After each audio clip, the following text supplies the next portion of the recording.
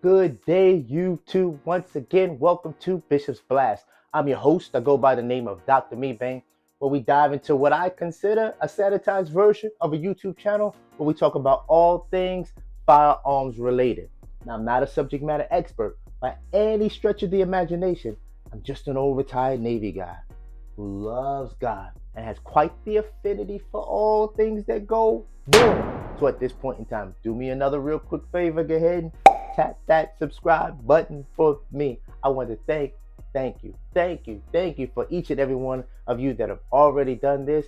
And every week, you're rocking with me. I thank you so much. And since I'm already asking for those favors, once again, go ahead, do me another real quick favor. Tap that like button. Share it with someone. Allow other people to chronicle my 2A journey with me. I'm believing, it's just me, that we're being able to have a blast together. So once again, you're tuned in to another version of Bishop's Blast. Come on, let's get it in. Today, I'm calling this one of my old school days. This is a throwback from way back day. I'm going back into the archives and firearms that are really still near and dear to me, even though I bought them so many years ago.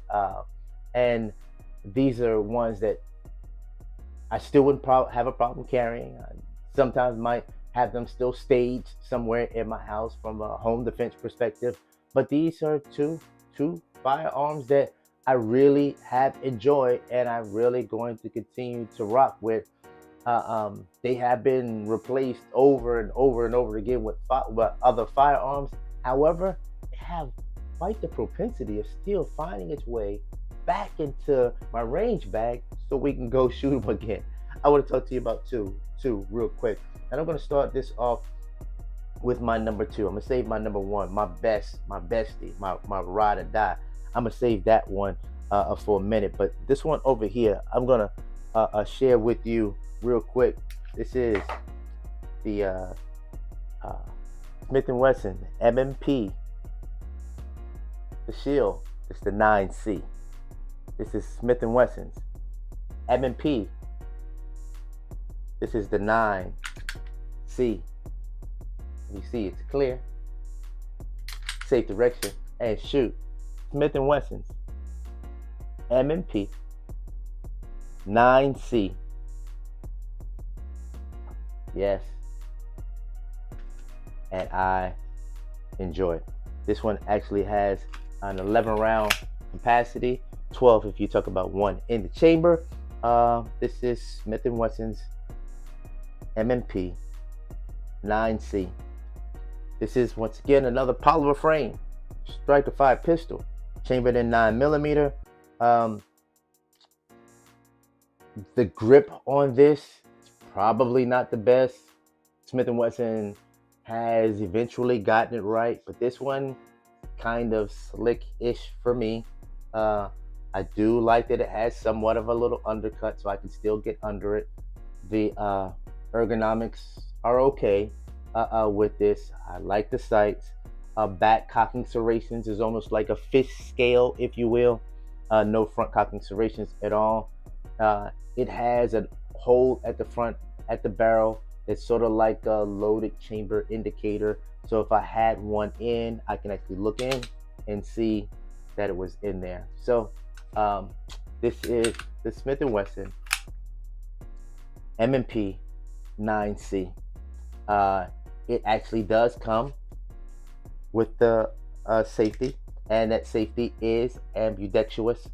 And for all of those people that are out there that are lefties or righties, let me get and share something with you real quick.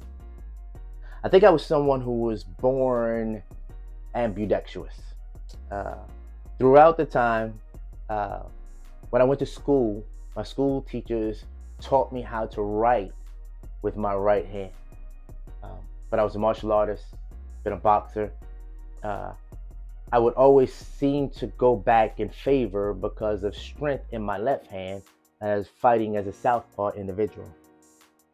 When it comes down to my shooting style, it's somewhat orthodox, but there have been times when I, without even knowing that maybe I got tired with one hand, and I shift it to another hand. Uh, and I don't promote single-handed shooting, but I am equally as proficient shooting with the right hand or the left.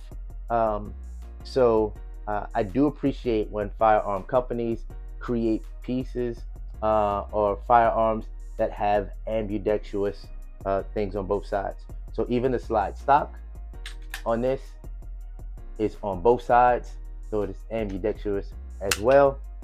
The When it comes down to the mag release, it is not ambidextrous, but I do believe that it can be shifted on the M&P 9C. So I I love when a firearm company makes sure that it is like that. The sights are pretty decent. Of course, I would like fiber optic sights. It does come with a Picatinny rail, so if you want to throw your light or your laser on here, you would be fine. I've always shot Smith and Wessons relatively well, and I've always favored them um, when it comes down to firearms in my selection. The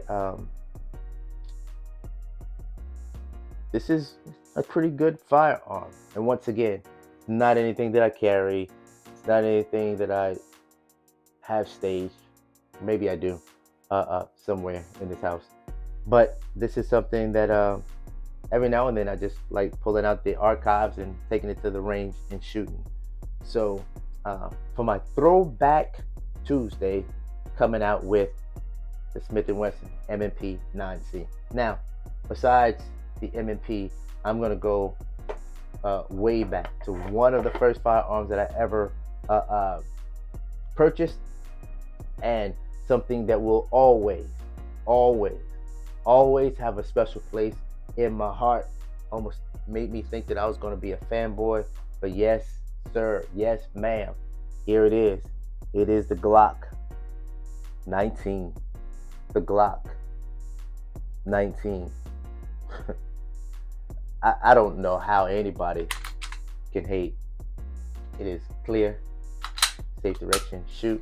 This is the Glock 19 polymer frame striker 5 pistol chamber in 9mm. I don't necessarily have a problem with it, the texture of this, but I do love this whole grip on this Gen 3 Glock 19. As I have done pretty much with every Glock that I have, and I love Glocks. I support Glocks. I probably will always own various Glocks of different caliber. But one of the things that I do have a tendency and proclivity to do is change the sight. So I did change the sights to put on these fiber optic sights on this. The one thing about Glock, the aftermarket support on Glock, I love buying different things. If you haven't ever really realized this, let me get and tell all the subscribers out there. My favorite color is red. So if you see red accents on any of my firearms, that's just because I love the color of red. But whether it's a slide stop that I modify it with red, whether it is the slide release or the mag release that actually also is in red, and I really don't do this very often either, because I'm not a Gucci out a gun type of person unless it had something to do with functionality. But this one, because it was on one of my first ones I ever did, I have a little American flag, a red American flag that's on the back of this. Come on now, I'm a retired Navy. Don't act like I ain't patriotic either. So I really enjoyed this. This is one of my favorite. It's not the X. It's not the 19X. This is the OG Gen 3 Glock 19. So really, I enjoy this. This is one of the ones I can't go to the range. If I go 3 days in a row, one of those days,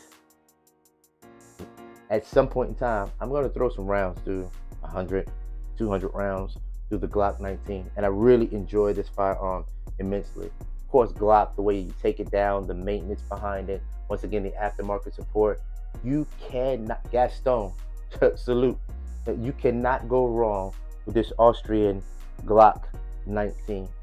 I'm a fan of the 17, the 43, 26. I'm a fan, even though somebody made a comment before. They said, Bishop, you've been doing videos for a minute, but we haven't seen any Glocks. Hallelujah. You're welcome. The Glock 19, it works for me. So once again, I just wanted to do a quick throwback. This is my Throwback Tuesday, and I'm throwing back to a firearm that I really enjoy, and it is the Smith & Wesson M&P 9C and the Glock 19 Gen 3. Y'all had a Gen 4, the Gen 5. Something about them finger grooves on the Gen 3, it's perfect for me. So once again, I want to thank you for tuning in with me on another edition of Bishop's Blast. I hope to see you at a gun show. I hope to see you at a range. I hope to see you on the street so we can get ahead and continue to converse about firearm related issues. And I want to thank you for all of you that are continuing to rock with me. Of course, still doing these giveaways. Continue to stick with me as I have to bless people. So thank you for tuning in once again with me to Bishop's Blast. So I want you to continue to stay tuned. Be blessed.